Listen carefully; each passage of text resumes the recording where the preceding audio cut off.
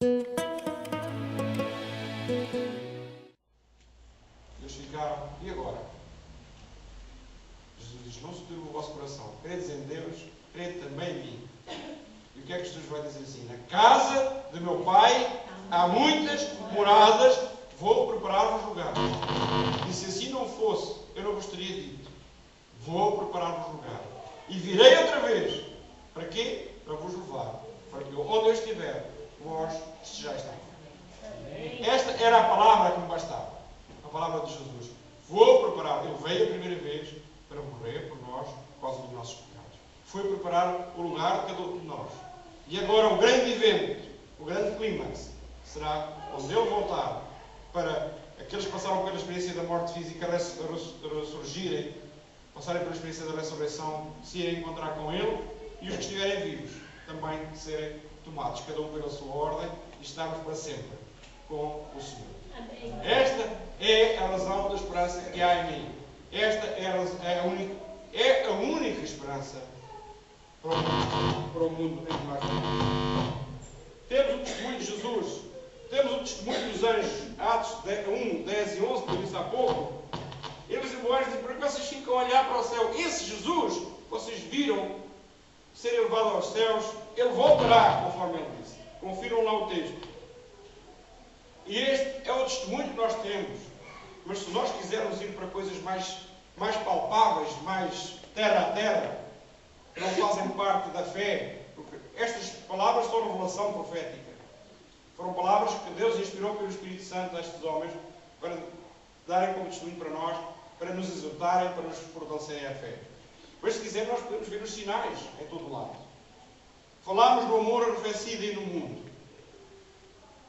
É o que diz o apóstolo, o que diz Mateus, quando ele escreve, por se multiplicar a iniquidade, o amor de muitos esfriará. Faz parte dos sinais que Jesus tinha dado. Confusão vai por aí. E não vou perder muito tempo aqui. A balança humana, como é que está a balança humana? Ciência, moral, como é que está?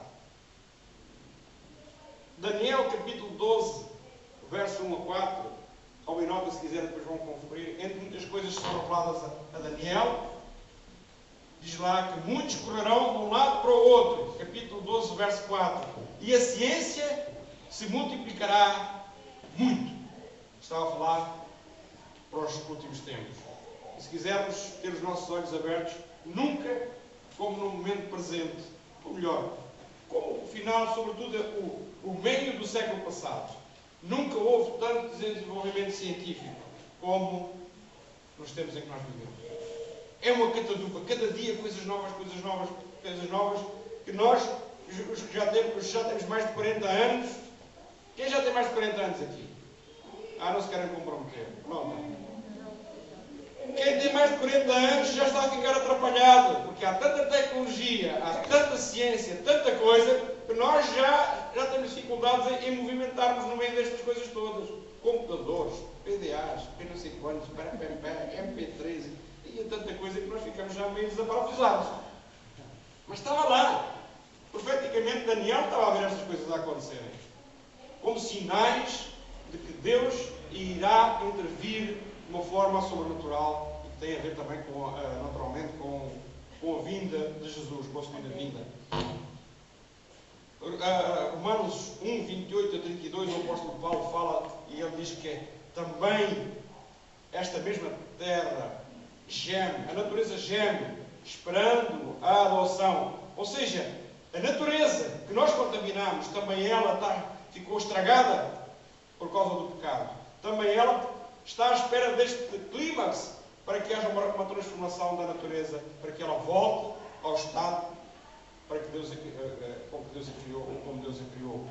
E não preciso de vos falar dos terremotos, não preciso de falar dos incêndios, não preciso de vos falar dos tsunamis, não preciso de falar da precipitação de água, do frio, do gelo, dos glaciares que estão a derreter e de outras coisas que estão a acontecer, o nível do mar a subir. Isto não somos nós que inventámos.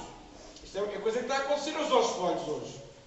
Basta abrirmos a televisão e lá vem o relatório dos cientistas a dizer qualquer dia, Bruno, se quiseres ir para o teu Brasil fica reduzido a metade. Porque o nível da água vai subir e há muitas cidades, sobretudo as cidades costeiras, vão desaparecer. Algumas já estão a desaparecer. Jesus fala de terremotos em vários lugares. Bom, eu não quero ser alarmista, nós estamos aqui nesse sentido, estou aqui para falar o que a palavra fala. E para dar testemunho de que aquilo que saiu da palavra é verdadeiro. Ajudem-me lá, vocês que têm menos de 40 anos. Nestes últimos tempos, só neste mês, onde é que houve terremotos? Já podemos esquecer Portugal, que também teve aqui um. Graças a Deus, porque ele foi lá no meio do mar. Porque 6,4 aqui em terra, Lisboa tinha abanado muito bem e havia muita casa que não tinha ficado de pé. Agora, e depois de Lisboa, que foi há uns meses atrás, quantos é que acabaram? Em Portugal, quantos é que aconteceram? Tailândia, Bruno, Haiti, Chile, Japão, Taiwan outra vez. Foi 2 vezes em Taiwan. Foi na Mongólia. Agora, Turquia. O Chile continua a abanar bem. Sim. Porque tem sido fortes e não são. E desgraças de inundações. As consequências dos tremores de terra. Morreu muita gente depois do terremoto do Chile também. Do tsunami. Haiti também. Houve muita gente que morreu. No Algarve também. No Algarve, sim, tinha vindo. E agora também houve outro recentemente. Eu estava lá no mês passado. Embora foi com menos, graças a Deus foi com menos intensidade. Ou seja, se pegarmos aqui, se pegarmos nas pestes que Jesus falou, em poucas décadas, ébola, sida, H1N1, a gripe das aves, a gripe dos suínos, a gripe daqui, quantas doenças loucas têm aparecido por aí? Então a palavra profética está a cumprir-se aos nossos olhos e nós. As pessoas estão dizendo para nós interpretarmos os sinais, para nós não irmos em contramão, não fazermos aqueles condutores tolos. E nós temos aqui a relação desses sinais e muitos outros que Jesus revelou e que a palavra nos revela. A descrença, já não falo por descrença, lemos aquele texto de Pedro. Onde está a promessa da sua vida? Está bem, terremotos sempre houve, pestes, essas coisas, não vai acontecer nada. Pois não. Pois nós vamos ser apanhados assim como quem não está prevenido. E eu vou avançar um pouco mais para não cansar os irmãos, porque já estou a falar muito. A sua vinda, a vinda de Jesus é, não digo que será, é a solução para os problemas da humanidade. Diz que em Hebreus 9, 27, diz que tal como aos homens está ordenado morrerem uma só vez e vem depois o juízo, assim também Cristo, oferecendo-se uma vez, tirou os pecados de muitos. Aparecerá segunda vez, sem pecado, aos que esperam para a salvação. Isto é o que diz o texto de Hebreus. Aparecerá segunda vez. Os homens precisam de paz. Nós já vimos que todas as organizações que têm defendido a paz, e é bom que elas existam, têm sido efêmeras, têm sido passageiras, têm sido paz fugitiva, fugidia. Só Cristo pode dar a paz. João 6,69. João 6,69. Os discípulos ficaram muito inquietos, porque muitos dos que tinham seguido Jesus até então começaram a afastar-se. E Jesus perguntou-lhes: olha, aquilo que eu estou a falar escandaliza-vos? Eu pergunto: aquilo que eu estou a falar escandaliza-vos? E os discípulos disseram assim: Senhor, para quem é que nós iremos? Só tu tens as palavras da vida eterna. Se aquilo que eu estou a falar escandaliza, são palavras de vida eterna. São palavras de salvação. Ou de morte. Porque se vocês lerem o texto de Mateus, no capítulo do sermão profético, vão ver que Jesus termina com este embate. Capítulo 25, verso 46. Ou 45 também. Vamos ver. Mateus 25, 45 e 46.